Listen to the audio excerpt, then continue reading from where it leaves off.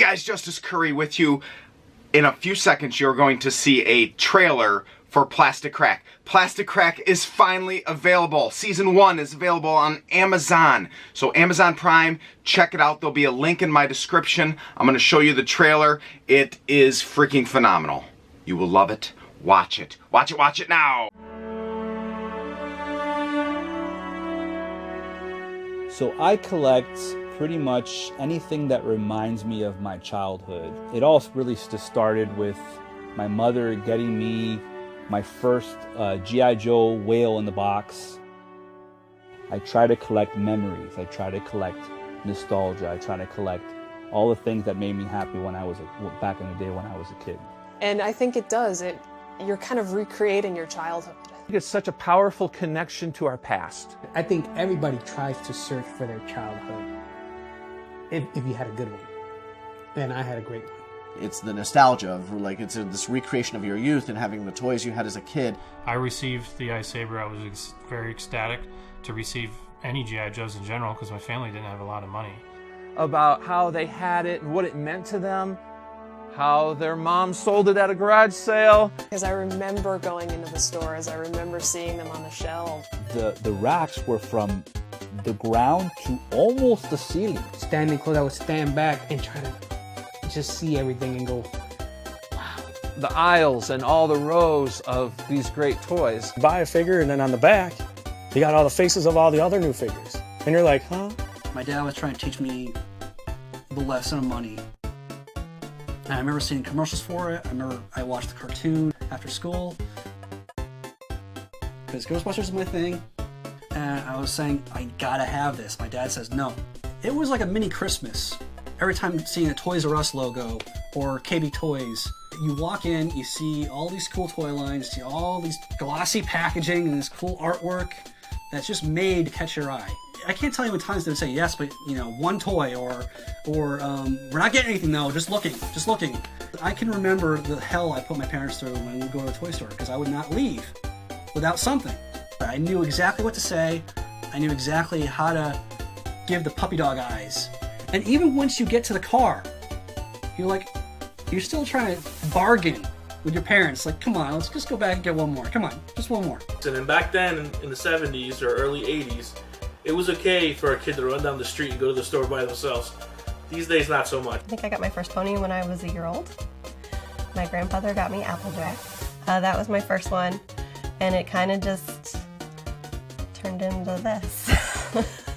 My collection now is so much bigger than what I had as a child. If you put a 10-year-old's mind cap on the 10-year-old's world, this bedroom, this room that we're in right now, is 4 times as big as it really is in our minds. But to them, it's a whole nother world, right? So those memories at such early ages are I believe, way more powerful, and they stick in parts of our brains, the deep recesses of our brains, permanently. They don't ever go away. I think Plastic Crack is a perfect description. It truly is. Because once you get addicted, you've got to have your next fix. Where's the next big thing? And then when you get that big thing, you're like, yes, what's next? Oh, I'm a total addict. I'm not gonna lie, I'm a total addict. I think there has been times where I'll pick a toy, I'll be like, yes! That rabbit hole is just, I keep going further and further down it. It's not the same type of addiction. It is an addiction, but it's not, I don't consider it hurting anybody. It's not taking away anything from my family. My bills are still being paid. I still have food in the refrigerator.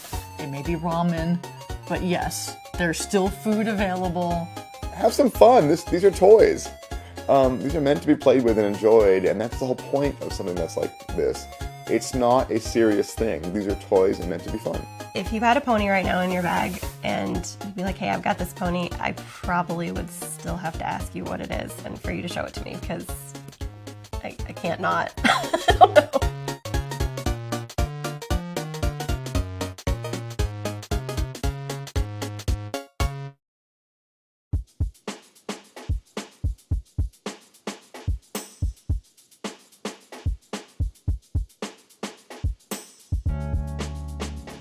Well, it's bittersweet.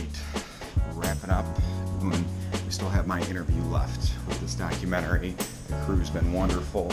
We've been exploring and going on a journey of epic proportions.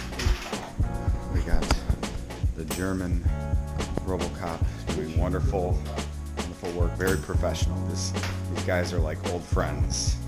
What do we got? What are we eating right there? We got some orange chicken, some fried rice right here. Oh, it looks fantastic. Nice warm meal for this nice cold weather. Yum, yum, yum. Yep, we're staying toasty in here. Oh gosh, we need to find him. Get up here. Get up here. Paparazzi. And you know what I notice?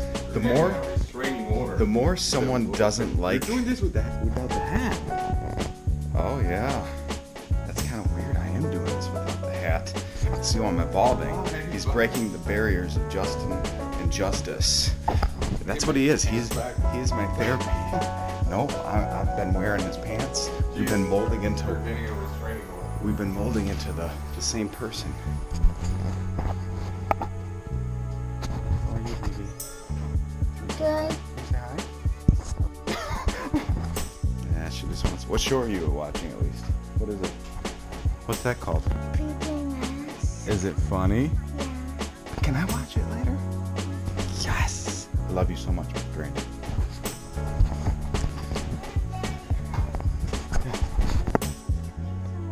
There's Chinese food. Come on, let's eat some Chinese. You can't eat the Chinese in here because there's rice and noodles everywhere. So come over here. You can sit on my lap. And you can have some of my time. There's only one. Yeah, you can. Bring it with you. But seriously, I've had a blast hanging out with these guys. My wife feeling or being included with it. Eating wonderful food. No, it's never stopped. This is a continuous roll. I mean, this is, yeah, she goes, that's how I feel. These guys are awesome. Awesome. I'm having the time of my life. But all things have to come to an end. And we'll talk about the end. You'll see tears later. But it'll be wonderful. It'll be dynamite. Stay tuned.